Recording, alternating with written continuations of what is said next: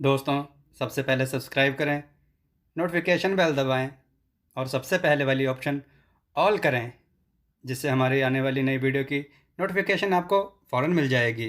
जय श्री राम भक्तों सुबह की वीडियो में जो हमने आपसे प्रश्न पूछा था कि राजा परीक्षित को किसने श्राप दिया, तो उसका उत्तर है राजा परीक्षित को श्रृंगी ऋषि ने श्राप दिया था। आइए कथा श्रवण करें। भक्तों, कथा की ओर चलने से पहले हम आपको एक बात बताना चाहते हैं। दोस्तों, हमने एक यूनिक चैनल बनाया है जिसका नाम देववाणी ब्लॉग्स है। उस पर जाएं, आपको नई नई चीजें देखने को मिलेंगी। उसको सब्सक्राइब करें, उसका लिंक डिस्क्रिप्शन में भी दिया गया है। चलिए कथा श्रवण करते हैं। आज की कथा है मूर्ख कछुआ और दो हंस। एक तालाब में ग्रीव नाम का एक कछुआ रहता था। उसी तालाब में दो हंस तैरने के लिए उतरते थे। कछुए और उनमें दोस्ती होते देर न लगी। हंसों को कछुए का धीमे धीमे चलना और उसका भोलापन बहुत अच्छा लगा। हंस बहुत ज्ञानी भी थे। वे कछुए को अद्भुत बातें बताते, ऋषि मुनियों की कहानी सुनाते। हंस तो दूर दूर तक घूमकर आते थे, इसलिए दूसरी जगहों की अनोखी बातें कछुए को बताते। कछुआ मंत्रमुग्ध होकर उनकी बातें सुनता। बाकी तो सब ठीक था, पर कछुए को बीच में टोका टाकी करने की बहुत आदत थी। अपने सज्जन स्वभाव के कारण हंस उसकी उस आदत का बुरा नहीं मानते थे। उन तीनों की घनिष्ठता बढ़ती गई और दिन गुजरते गए। एक बार बड़े जोर का सूखा पड़ा। बरसात के मौसम में भी एक बूंद पानी नहीं बरसा। उस तालाब का पानी सूखने लगा। प्राणी मरने लगे। मछलियां तो तड़प तड़प कर मर गईं। तालाब का पानी और तेजी से सूखने लगा। एक समय ऐसा भी आया कि तालाब में खाली कीचड़ रह गया। कछुआ बड़े संकट में पड़ गया। जीवन मरण का प्रश्न खड़ा हो गया। वहीं पड़ा रहा तो कछुए का अंत निश्चित था। हंस अपने मित्र पर आए संकट को दूर करने का उपाय सोचने लगे। वे अपने मित्र कछुए को ढाढ़स बंधाने का प्रयत्न करते और हिम्मत न हारने की सलाह देते।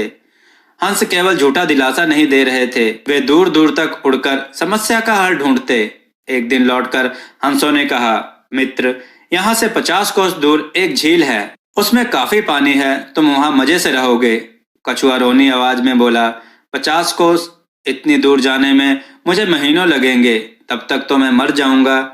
कछुए की बात भी ठीक थी। हंसों ने अक्ल लड़ाई और एक तरीका सोच निकाला। वे एक लकड़ी उठाकर लाए और बोले, मित्र, हम दोनों अपनी चोंच में इस लकड़ी के सिरे पकड़कर एक साथ उड़ेंगे। तुम इस लकड़ी को बीच में से मुंह में थामे रहना।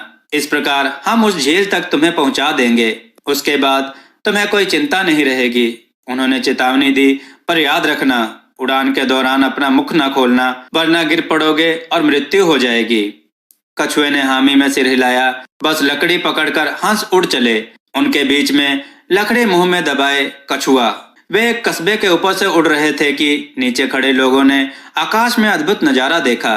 सब एक दूसरे को ऊपर आकाश का दृश्य दिखाने लगे। लोग दौड़ दौड़कर अपने छज्जों पर निकल आए। कुछ अपने मकानों की छतों की ओर दौड़े। बच्चे, बूढ़े, औरतें व जवान सब ऊपर देखने लगे। खूब शोर मचा। कछुए की नजर नीचे उन लोगों पर पड़ी।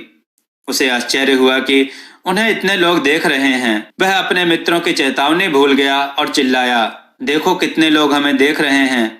मुख के खुलते ही वह नीचे गिर पड़ा। नीचे उसकी हड्डी पसली का पता भी नहीं चला। भक्तों, अगर हमें किसी बात को समझाया जाए तो उसको समझना चाहिए।